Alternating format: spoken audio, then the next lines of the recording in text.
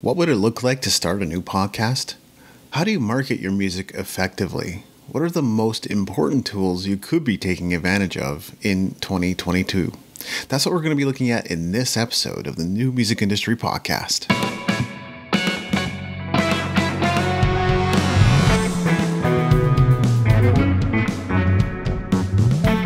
You're listening to the New Music Industry with David Andrew Weeb. Well, we have another returning guest to the show, Robonzo from the Unstarving musician. How are you, my friend? I'm doing great, man. It's great to see you. Really great to see you too. And last time you were on the show, episode 164 in November 2019. Hard to believe. We actually have to do these yearly, I think. That would be good. Yeah, boy, time flies, doesn't it? It really does. And, you know, there's people that I need to have on the show yearly. I realized that this year, especially, one of them is being Matt Ramsey, because anytime he's on the show, his post just seems to rocket to the top, whether it's a guest post or a podcast. And he's a great friend and really, really enjoy connecting with him. But you're one of those people too. And, you know, the really interesting part about it is there's a lot of synergy. And I hate that word, actually. I'm going to go with cross promotion opportunity. How about that? The thing is people that listen to my podcast, listen to your show. And I would expect it's pretty much the same, that people that listen to your show, listen to my show. So it really just makes sense that we're in conversation more frequently. I like that. It's a deal. Yeah. And, you know, the theme of the show is a little bit about growth. And really, there's a few different things that you've been up to. And it sounds really compelling. And one of them that especially sounds like, how are you doing that? Is you're working on a podcast startup program. So what motivated you to set that up? Well, you know, when we were talking a little earlier, pre-record, we were talking about podcast editing. And I was saying, much to my detriment, I've actually come to really love the editing part. It's always been one of the many things I like about it. I really love the art of the interview. I know that doesn't mean something to everyone because some podcasts don't do interviews, but I know from publishing well over 200 episodes between the podcasts that I've done and having done a few things like this as well, that it ain't easy. And I talked to about 50 podcasters and to ask them what if anything slowed them down in getting started. And it's kind of as I suspected. You know, there's a fear component, and tech is a big deal. And then procrastination was the other frequently used word, but often procrastination goes hand in hand with fear. And you and I probably both know about those, maybe if not specifically from our own podcasts in the beginning, maybe from something else we've done. And I think that there are two things, right? Anyone who can learn from another podcaster who has a podcast that they've sustained for over 200 episodes, gets bombarded with, you know, quality guest requests and, you know, puts out any quality audio and interviews at all, there's someone that can share, you know, some things about getting started. And, you know, the other thing is I just remember it's hard. It's hard to get going. And, you know, frankly, you know, we were talking offline a little bit about creating opportunities for our own ecosystems and helping others in the process. And I think this just seems like a natural fit. I really enjoy podcasting a lot, so why not? I resonate with that a lot. And the interesting part is I sort of made a move into that space, not like I jumped with both feet in or anything like that. I started writing this guide, right? I was like the David Andrew Weeb Guide to Podcasting, because, you know, people like Pat Flynn and everybody else seem to have these really definitive free guides on it. So I was just kind of copying without knowing the strategy behind it. And it turns out with people like Neil Patel, there was no strategy. He was just there to disrupt. Let me put my book online for free. Here's 30,000 words. Good luck. And when you learn that as a marketer, you're like, oh shoot, maybe I did this wrong. But it is really good for traffic and SEO. But I guess the point is I could have gone into this space. It's a really interesting one. And I've had requests to do various podcast related services for people. And I've had the pleasure of earning a little bit of cash that way too. So, you know, what are some of the ways that you're looking to serve the needs of new podcasters? Well, I mean, just get them past those obvious things that most of us or many of us have experienced, the things that I mentioned, fear and the tech and the procrastination, and also being very reminded and open to the fact that there's not just one way to do it. My way has worked really well for me, but I see a lot of other successful podcasts, and some of them uber successful, and many of us have different methodologies for doing it. I think there's a little bit of what works for us and also what makes sense for sustainability and growth. So, those are some of the things I'd like to do to support. I'd also like to provide an ongoing support facet to it that's live. So I'd like to build out a library of both live and recorded chapters, if you will, and then have an ongoing group that students can have lifetime where we can get together. They have access to me. They have access to a hive mind, if you will, to work through any challenges, the doubts, those kind of things, and just be there to support each other and have that actually be part of the recorded content as well. I've been involved in things like that, and in fact, am involved in something like that right now for a different type of curriculum, and I really, really like it. And I've also been involved. You mentioned Pat Flynn. I've done one of his podcast tracks as well. Had some great things about it, but I really think that this model where I can do like a live periodic Q&A or hive mind thing with students is the way that I can offer the most. There's going to be people that want to start a podcast, and then there's going to be people that want to start a podcast. So there's going to be people who want to make an income from what they're doing. And, I'm just curious. You may or may not, but I'm just curious to know if you have some income making wizardry, some pointers, some things you plan to show people in that regard. Well, the first thing, this reminds me, another great idea I got from a program that I'm involved in, not podcast related, but is just to try to bring in students with whom I know I can work well with and whose expectations will be in line for success within the program. And for me, honestly, getting into podcasting to make money is not the best reason. Now, that said, if I, have some celebrity friend who has a built-in audience that wants my help, I'm all there for them, and I probably have things to learn from them, and I could offer them some pointers. But I think it's a terrible reason to get into podcasting. I think podcasting for most of us, especially independent artists, musicians, artists of any kind, who are sharing their work, sharing their ideas, promoting what they do, promoting what others do. It's a great vehicle, isn't it, to do that? Yeah, I would definitely chime in and say I have not found it to be a super highway mass transit of dump trucks full of money. It's not that. You can share your offers with people, but I think the number one thing that you're going to get is like a network and connections and relationships and people that you can share stuff with, and they can share stuff with you, and you can create that ongoingly. When you have something new to share, you're not just announcing it on your blog. You're now announcing it to a group of people who've expressed interest in what you're up to and are curious to know when you've come up with something new. And I'll be honest and say I haven't always been great at following up with everyone in that regard. I try to maintain a list of I call them allies. I try to maintain a list of allies who expressed interest that way. But reality is that's probably the biggest benefit. And as we know, the music business is definitely about relationships. And I'm sure you've created a lot of great connections and now have a Rolodex that some people would envy. Totally. And I love the idea that you're, you have this list that you are endeavoring to be very intentional with, these allies.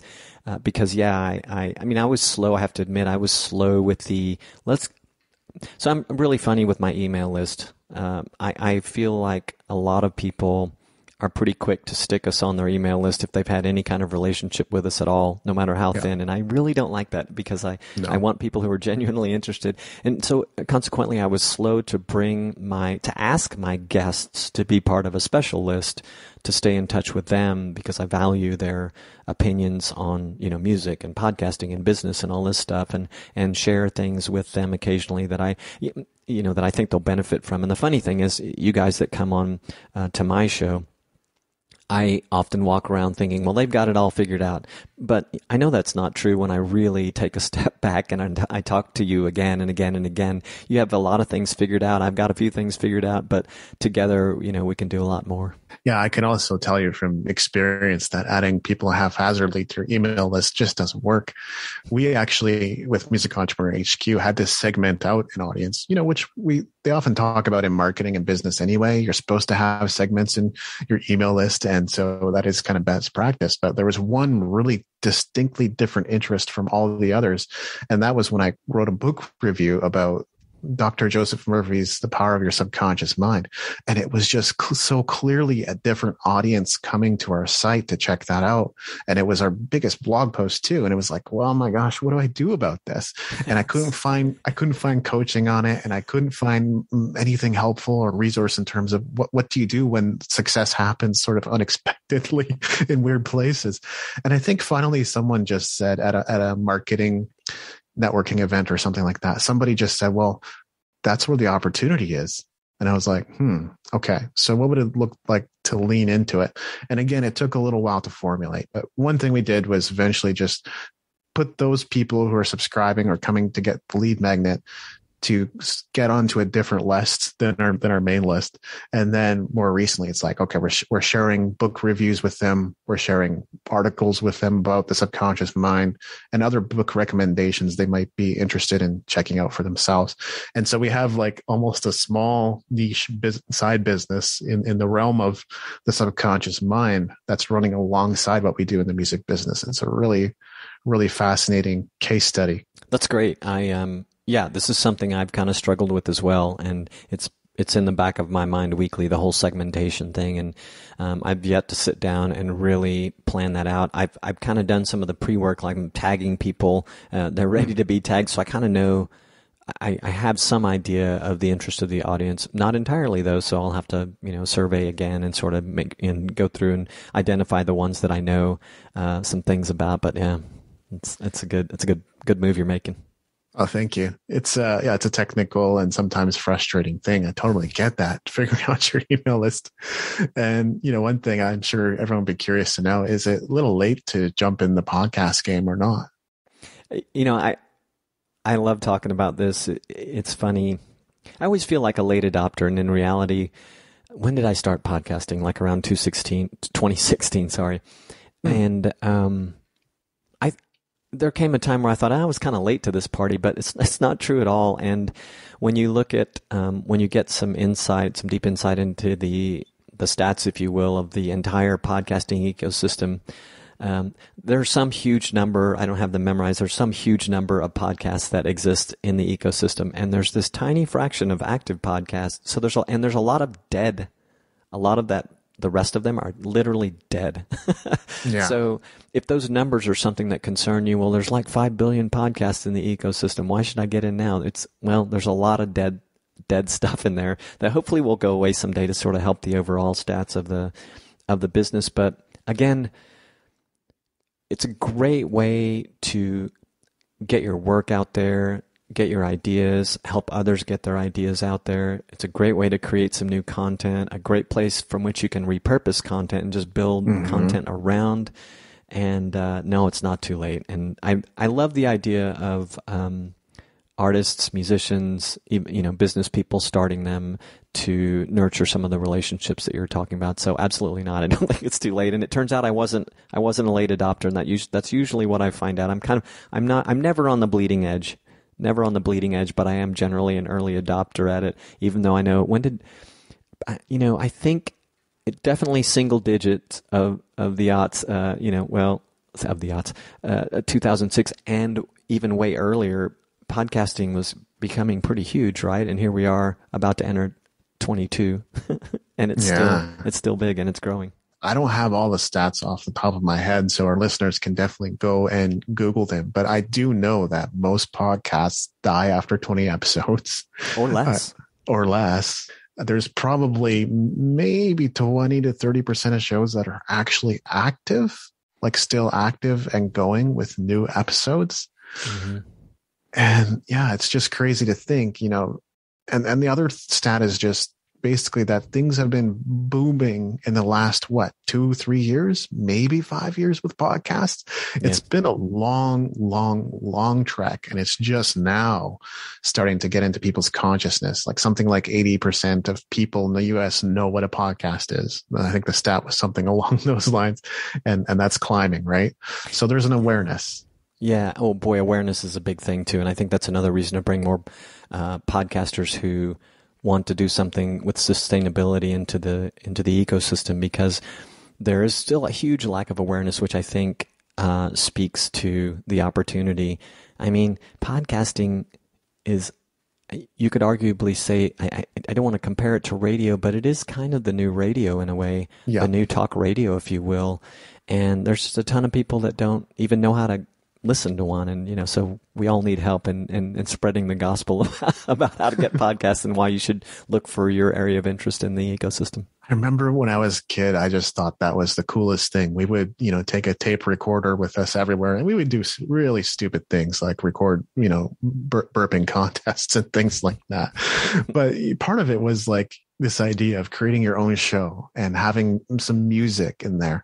And it's sort of fun having come to this point of publishing well over 300. I might be up to 400 combined episodes across a few different shows and mediums and things like that. Amazing.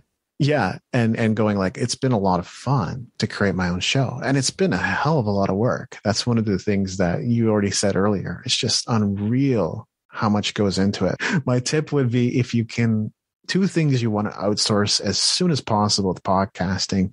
One of them is editing your show, and then the other is transcripts. You don't want to be writing your own transcripts. Oh no, absolutely not. And they're great to have too. I'm kind of in a lull with those. As a matter of fact, I was having them done for a while, but I still, there's still some cleanup, and that arguably can be outsourced as well. Just like obviously there are great companies that will produce them for you.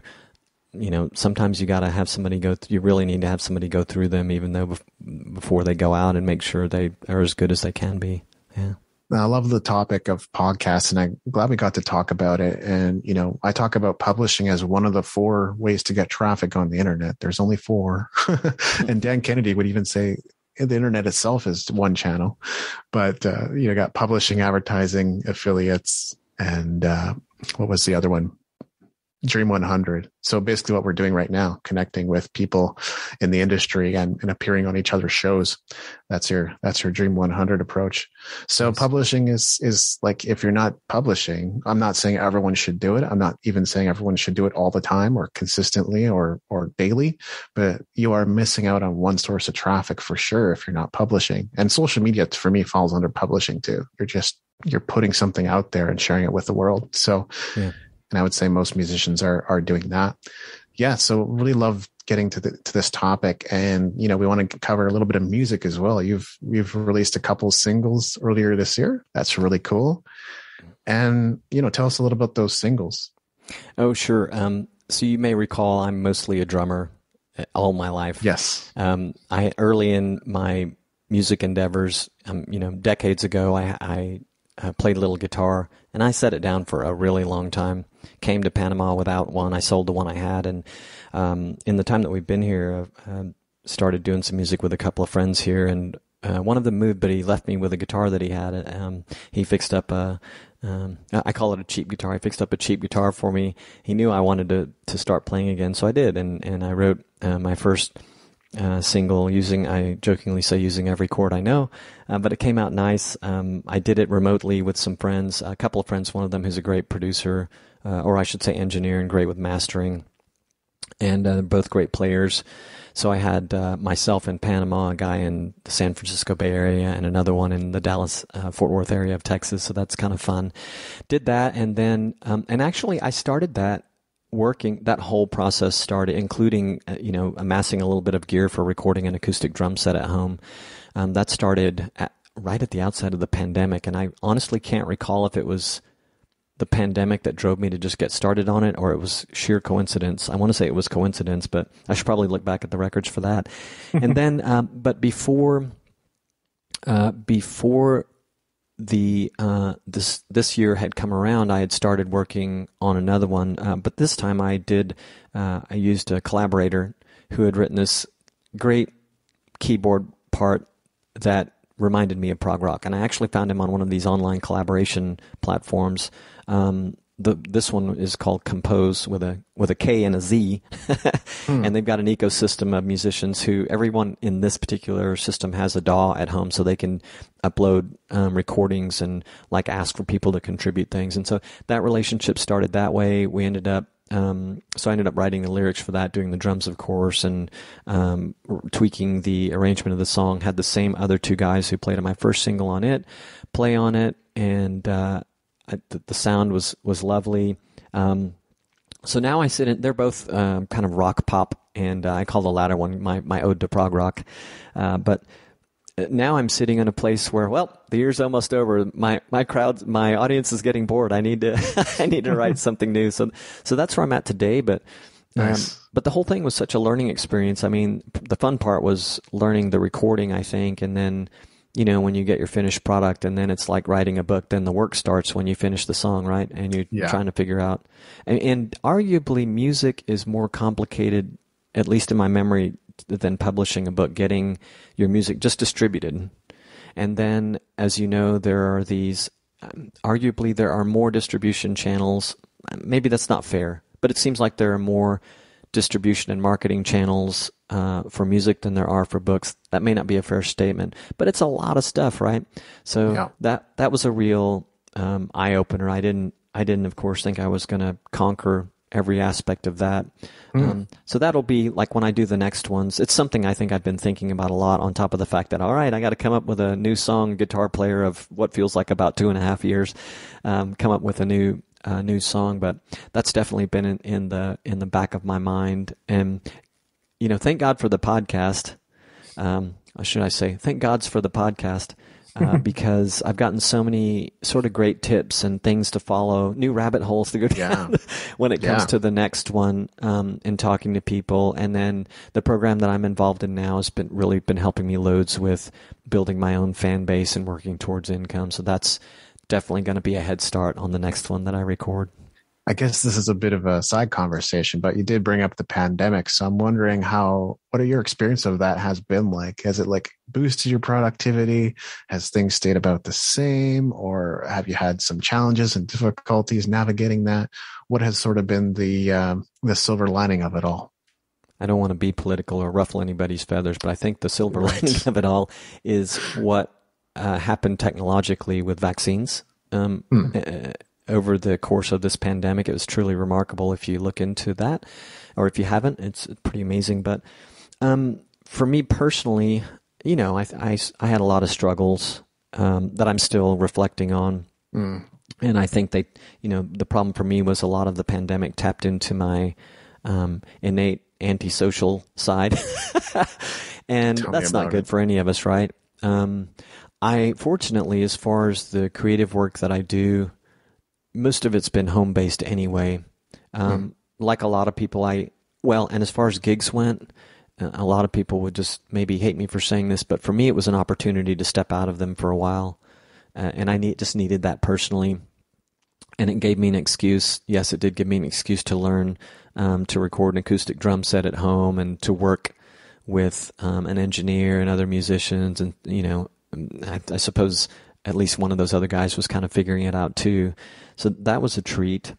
But yeah, I think as a podcaster who talks to a lot of independent musicians, there was a lot of heartbreaking stories, the gigs lost. I mean, a lot of us, as you know, really thrive, maybe not just as part of our income, but just as part of who we are, being able to play the shows that we play.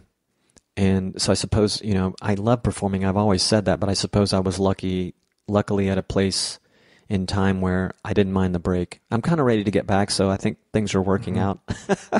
But I think the other thing I will say is my wife and I are really lucky to live in a beach community, somewhat rural, not exactly, but it's a little open space.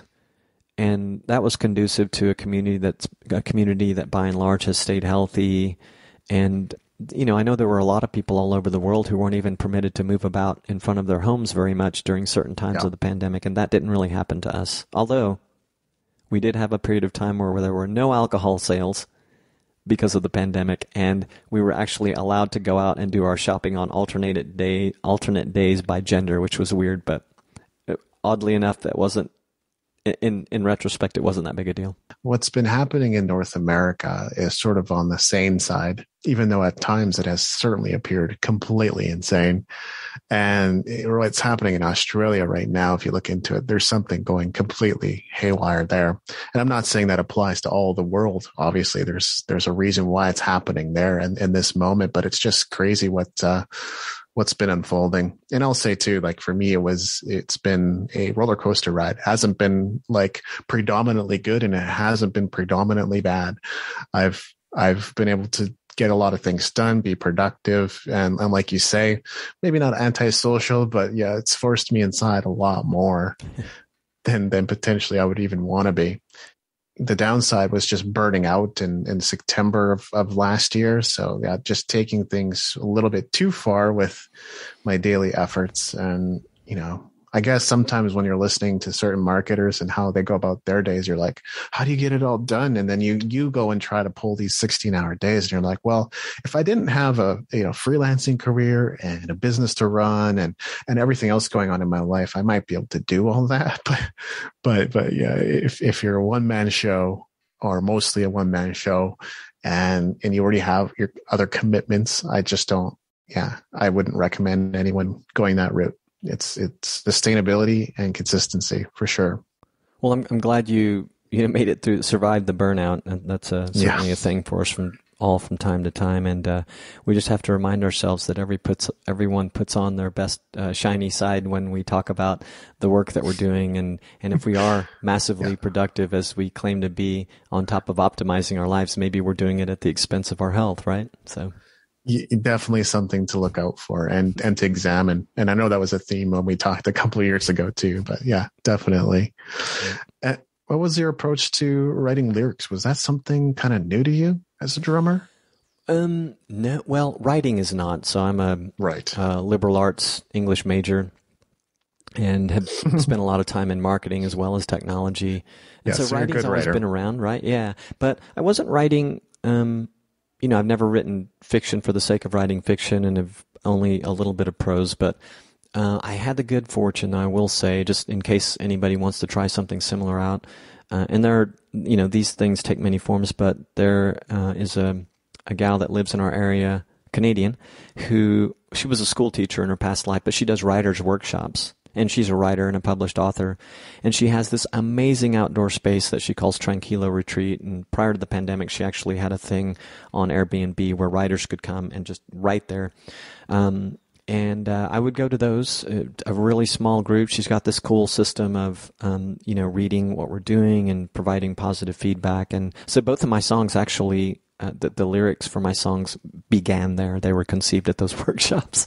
Today, I would do those workshops any day of the week for writing a song. But today, having gone through it, I think I probably could. I'm sure I could do my next one even if I was here in the silo. But a workshop of any kind, be it songwriting or for fiction writing, is great for getting those sort of creative ideas out there. And what's the most important marketing lessons you've learned with your singles? I guess two things. I was really reminded that audience and relationships are everything, and it's a process, as you said to me today. As a matter of fact, it's a process. It happens over time, and there are great frameworks out there for us to build an audience online and extend that out into our real lives. And it's a process, man. And one thing I got a kick out of this week is, I think it's hard for a lot of us who maybe we've gotten some great press coverage. Maybe we're gigging out the wazoo. We're getting nominated for this and that on radio.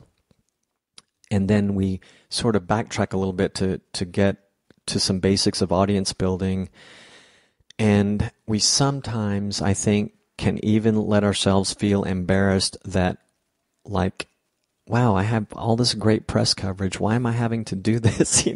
But it's just, I guess it's one of those silly things that our ego does to us. And we just have to step aside and, have one of our best friends say, look, I didn't know who you were before we met, for however we met. So, we just have to get over ourselves and maybe take a look back at some of the steps we missed along the way. Those are the biggest things I learned. Yeah, hollow success is something that I'm intimately acquainted with. And I never want to step over anything I've accomplished, whether it's becoming a best-selling author or an award-winning composer this year. And those have been really cool, really amazing opportunities. But I think, the reality versus expectation of it is so different. And I can see a lot of these leading to long-term results. I absolutely, am I going to get called up to do more composing work? Of course I am, right? It's only natural. But has my phone been ringing off the hook? No, not even close, right? It's been mostly dead silence. And so it's just really easy to get it, even though you're not necessarily even looking at this situation objectively. It's really easy to get into that space of just another hollow success. I guess it's going to take something else for me to be a success in something that I'm dedicated my life to. And that's not a place to dwell for sure. Oh yeah. And we have to use those successes. We have to leverage them to keep on doing that thing we have to do to sell anything, get our music out there, get our voice out there. And that is marketing. And those those great achievements that you mentioned that you've received, those are fantastic tools for you to use. Obviously, this, but we have to remind ourselves sometimes these are just tools that I can use to bring awareness to the work that I've done and that I'm doing. Yeah, exactly right. I love that. And you never want to lose sight of that. I think a lot of musicians do the hard work of going and getting press, but then fail to continue to use it. If you have a great quote from Gene Simmons, that marketing could potentially last you a lifetime. So you don't want to look at it as throwaway. You don't want to look at it as we got that quote 12 years ago. You want to continue to use it and just reinforce the branding and the support that you already have in a big way. Absolutely. Couldn't agree more. And what roadblocks have you worked on overcoming? Oh, wow. You surprised me with that one, I think. Or did I say you should ask me about that? It was one of the things in your notes, funny. Actually. Yeah. I think we were talking about this earlier, and I don't know if it was for this conversation or another one, but tracking the successes, the small ones, which speaks to something that you and I did talk about or also talked about earlier, which is really being methodical about defining and tracking our goals and milestones, and then going back and looking at what was actually accomplished and celebrating that stuff. And those have been really hard things for me. And I think I've been called out on my confidence issues as a musician, as a singer, actually recently by a singer that I really admire, actually by a couple of people. They basically, did what felt like an intervention to me, and I'm like, okay, I get it. So those have been huge. I feel like I've had some breakthroughs.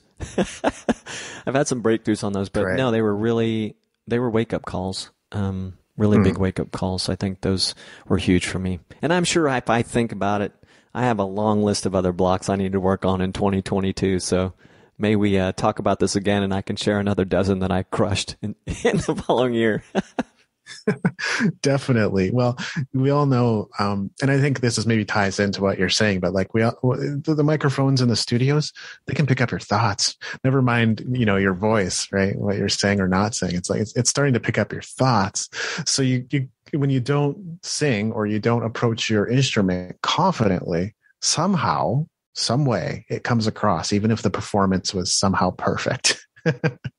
That's true, man. That's the funniest thing. And again, sort of interrupting the flow of it, what you said about marketing, the thing that I wanted to add in there was that, it's called promotion.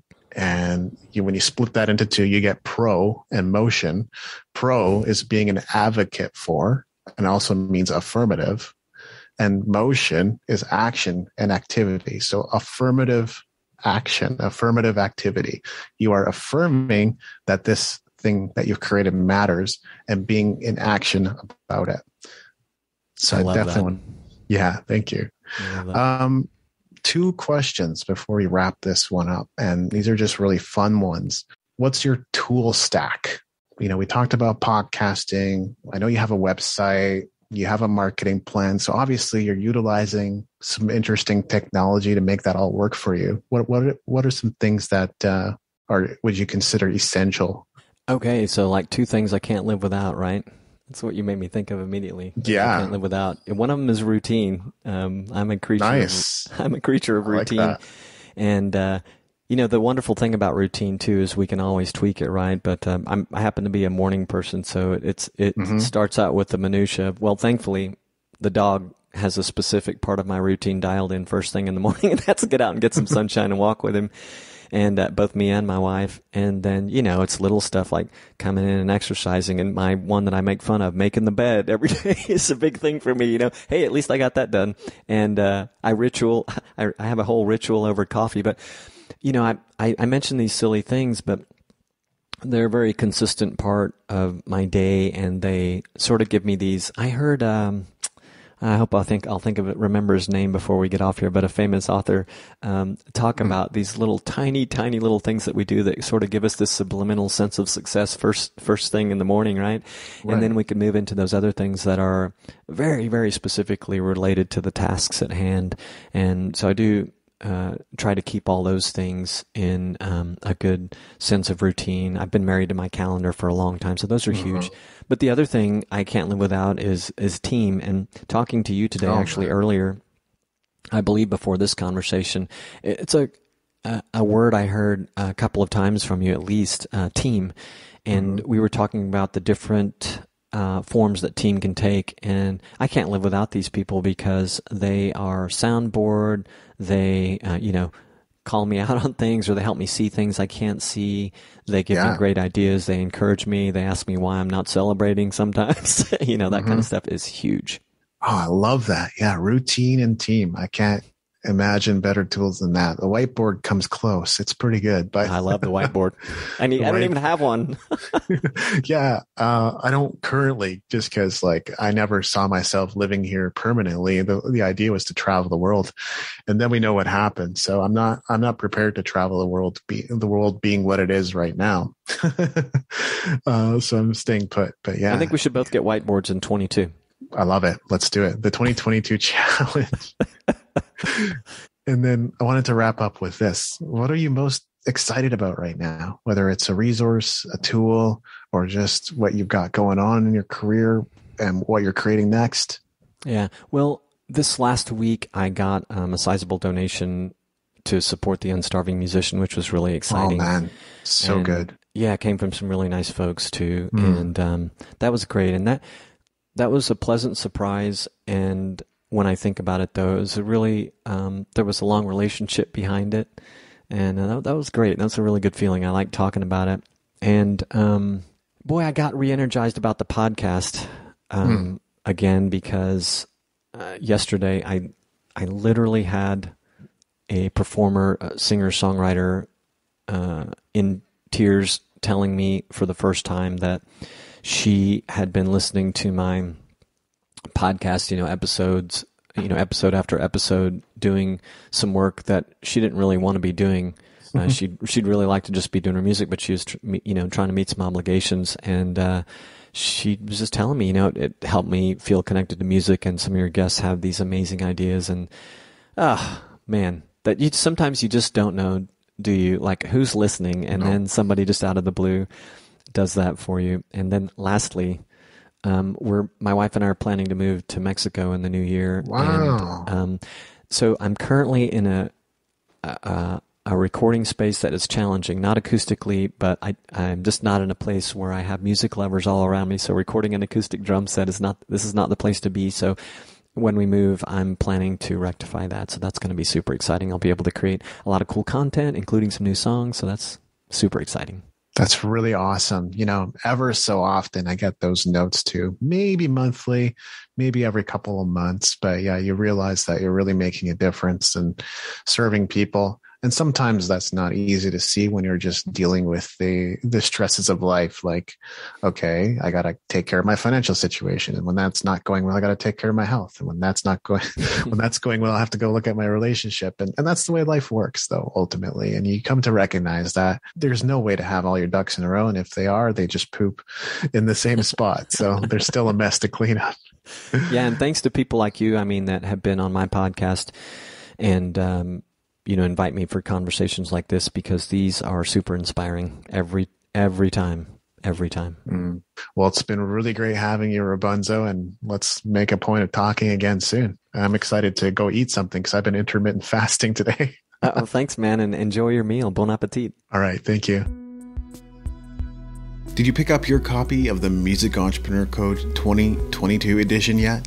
If you got the original edition, then I understand why you might not be rushing over to Amazon to grab this, but there are some new things in there, especially on the opportunity side, that make it quite compelling. And if you don't already have a copy, well, this is the definitive version of the Music Entrepreneur Code. Think of it this way: you would be supporting the podcast with your purchase. So go to musicentrepreneur.hq.com/code2022 to pick up your copy. I hope you've been enjoying the holiday season, and I want to wish you a happy new year. This has been episode 259 of the New Music Industry Podcast. I'm David Andrew Weeb, and I look forward to seeing you on the stages of the world.